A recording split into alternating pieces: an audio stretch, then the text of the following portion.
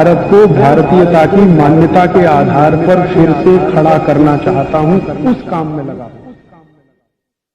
कि जो अग्नि स्वयं पाक घर के लिए सबसे महत्वपूर्ण है, वही अग्नि आपके पोट के लिए भी सबसे महत्वपूर्ण है। अगर आपके पोट में अग्नि नहीं है तो आप कुछ भी खाइए, कभी भी नहीं पचेगा। स्वयं पाक घर में अग्नि नहीं है तो कुछ भी लाइए, कभी भी भोजन नहीं बनेगा। तो जैसे स्वयं पाक घर की अग्नि महत्वपूर्ण है, ऐसे ही पोट की अग्नि महत्वपूर्ण है। अगर आपके पोट में बराबर अग्नि है तो आपको भोजन बहुत अच्छे से पचेगा, और भोजन पचेगा तो मैंने आपसे कहा कि उसी में से मांस, मज्जा, रक्त, वीर, मल, मूत्र और उसके जो सूक्ष्म पोषक तत्व तो सब उसी में से बनेगा। अब जो शरीर के काम का है वो शरीर में रह जाएगा, और जो बेकार है वो शरीर से निकल जाएगा। आपके शरीर के जो काम का नहीं है वो मल है और मूत्र है, तो वो मल और मूत्र तो निकल जाएगा, बाकी जो कुछ है वो शरीर के काम का है तो शरीर में रह जाएगा। अब आप ध्यान दीजिए इस बात पर कि हमारे शरीर में पेट स्थान, मध्य स्थान सबसे महत्वपूर्ण, और इस मध्य स्थान में वो स्थान जहां भोजन पचता है वो और भी ज्यादा महत्वपूर्ण, और जहां भोजन पचता है उसमें अग्नि अगर है तब तो सबसे ज्यादा महत्वपूर्ण। जैसे आप दूध में चावल मिलाकर अग्नि पर रखते हैं और थोड़ी देर में खीर तैयार हो जाती है, ऐसे ही पोट में अग्नि के उपस्थित होते ही कुछ भी भोजन आगे बढ़ने के लिए, पाचन के लिए चला जाता है।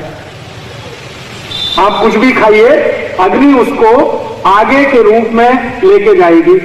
पहले क्या होता है, आप कुछ भी खाते हैं तो वो सब कुछ पेस्ट में बदलता है। पेस्ट का तरीका आपने देखा है। पेस्ट माने ना तो सॉलिड है और ना तो लिक्विड है, ना तो द्रव रूप है ना तो ठोस रूप है, द्रव और ठोस के बीच की अवस्था है जिसको हम पेस्ट कहते हैं।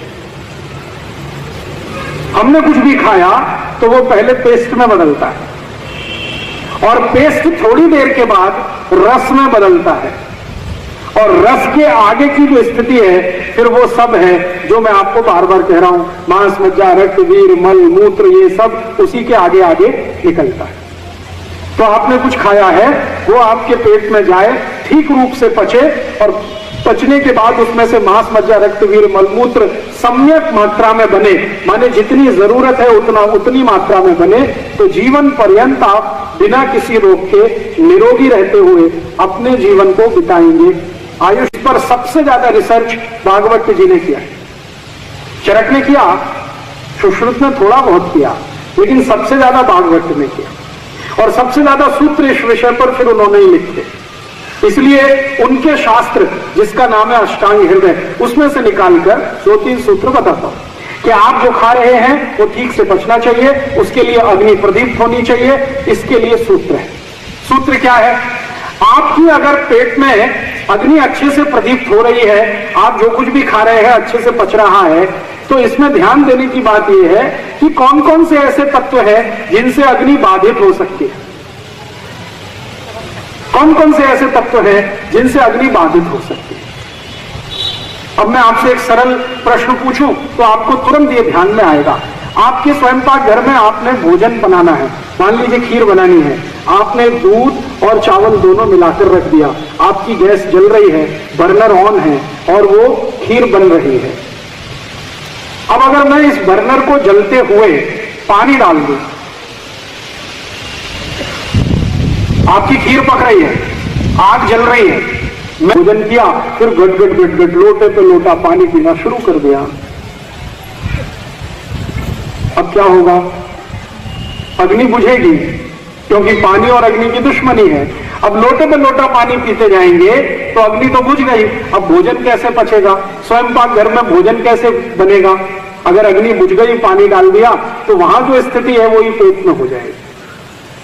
और अगर भोजन नहीं पचेगा तो फिर क्या करेगा? सड़ेगा, और सड़ा हुआ भोजन भागवत ऋषि के अनुसार 103 रोग पैदा करेगा। एक नहीं, 103। आयुर्वेदिक उपचार के सभी दर्शकों को सादर वंदे।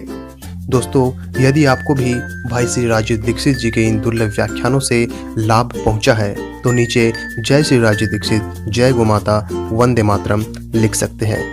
दोस्तों, आप सभी ने अपना बेशकीमती समय निकालकर भाई श्री राजीव दीक्षित जी के ये अद्भुत व्याख्यान सुने एवं इसके लिए आप सभी का तहे दिल से धन्यवाद। लेकिन दोस्तों, आज के इस समय में केवल इन व्याख्यानों को देखना या सुनना ही काफ़ी नहीं है। इन दुर्लभ व्याख्यानों को आप अपने चित परिचित एवं दोस्तों तक शेयर कीजिए ताकि समाज का प्रत्येक व्यक्ति इन सभी चीज़ों का महत्व समझ सके एवं इनका लाभ उठा सके। इसी के साथ जय राजीव दीक्षित, जय गोमाता, वंदे मातरम।